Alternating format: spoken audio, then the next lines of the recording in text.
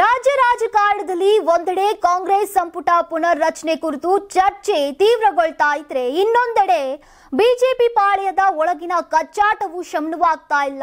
BJP ರಾಜ್ಯ ಘಟಕದ ಅಧ್ಯಕ್ಷ ಬಿವೈ ವಿಜೇಂದ್ರ ಮತ್ತು ಪ್ರತಿಪಕ್ಷ ನಾಯಕ ಆರ್ ಅಶೋಕ್ ನಡುವಿನ ಸುದ್ದಿ ಈಗ ಹೊಸ ಚರ್ಚೆಗೆ ಕಾರಣವಾಗಿದೆ.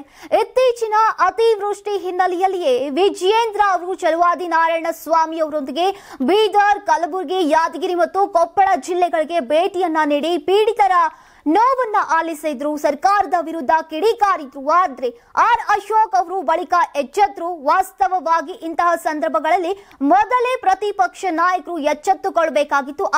ಆದ್ರೆ ಅವರು ಈಗ ಎಚ್ಚೆತ್ತುಕೊಳ್ಳುವ ಮುಂಚೆನೆ ಬಿವೈ ವಿಜೇಂದ್ರ ಅತಿವೃಷ್ಟಿ ಪೀಡಿತ ಪ್ರದೇಶಗಳಿಗೆ ಹೋಗಿ ಜನರ ಸಮಸ್ಯೆಯನ್ನ ಆಲಿಸಿದ್ದಾರೆ.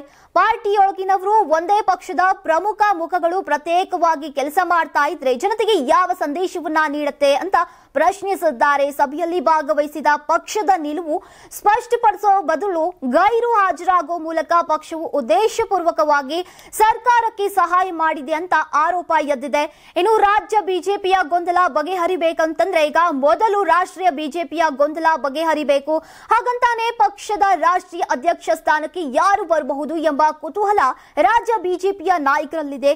ಅಂದ ಹಾಗೆ ಪಕ್ಷದ ರಾಷ್ಟ್ರೀಯ ಅಧ್ಯಕ್ಷ ಸ್ಥಾನಕ್ಕೆ ಯಾರು ಬರಬೇಕು ಎಂಬ ವಿಷಯದಲ್ಲಿ ಮೋದಿ ಮತ್ತು ಅಮಿತ್ ಶಾ ಧೋರಣೆ ಬದಲಾಗಿಲ್ಲ. ಒಂದು ಧರ್ಮೇಂದ್ರ ಪ್ರಧಾನ್ ಅವರೇ ಇಲ್ಲವೇ ಅಥವಾ ಭೂಪೇಂದ್ರ ಯಾದವ್ ಈ ಜಾಗಕ್ಕೆ ಬರಲಿ ಎಂದು ಈಗ ಮೋದಿ ಮತ್ತು ಅಮಿತ್ ಶಾ ಜೋಡಿಯ ಬೈಕಿಯಾಗಿದೆ. ಆದ್ರೆ ಅವರ ಬೈಕಿಗೆ ಶತಾಯಗತಾಯ ಒಪ್ಪಿಗೆ ನೀಡದಂತಹ ಆರ್ಎಸ್ಎಸ್ ನ ವರಿಷ್ಠರು ಶಿವರಾಜ್ ಸಿಂಗ್ ಚೌಹಾಣ್ ಅವರ ಹೆಸರನ್ನ ಮುಂಚೂಣಿಗೆ ತಂದು ಬಿಟ್ಟಿದ್ರು. ಆದ್ರೆ ದಿಢೀರ್ ಬೆಳವಣಿಗೆಯಲ್ಲಿ ಸ್ವತಃ ಶಿವರಾಜ್ ಸಿಂಗ್ ಚೌಹಾಣ್ ಅವರು ನನಗೆ ಅಧ್ಯಕ್ಷ ಪಟ್ಟ ಬೇಡ, ಬದಲಿಗೆ ಪಕ್ಷದ ಸಂಘಟನಾ ಪ್ರಧಾನ ಕಾರ್ಯದರ್ಶಿಯಾಗಿ ಕೆಲಸ ಮಾಡಿದಂತಹ ಸಂಜಯ್ ಜೋಶಿ ಬರಲಿ ಅಂತ ಎಂದಿದ್ದಾರೆ. ಇನ್ನು ಒಟ್ನಲ್ಲಿ ಬಿಜೆಪಿ ತನ್ನದೇ ಶಕ್ತಿಯನ್ನ ದುರ್ಬಲಗೊಳಿಸಿಕೊಂಡಿದೆ ಎಂಬ ಆತಂಕ ಪಕ್ಷದ ಒಳಗೆ ಹೆಚ್ಚಾಗಿದೆ. ನಾಯಕತ್ವದ ಕೊರತೆ ಮತ್ತು ಒಳ ಹೊಡೆತದಿಂದ ಬಿಜೆಪಿ ತೀವ್ರ ಚಿಂತೆಯಲ್ಲಿ ಮುಳುಗಿದೆ.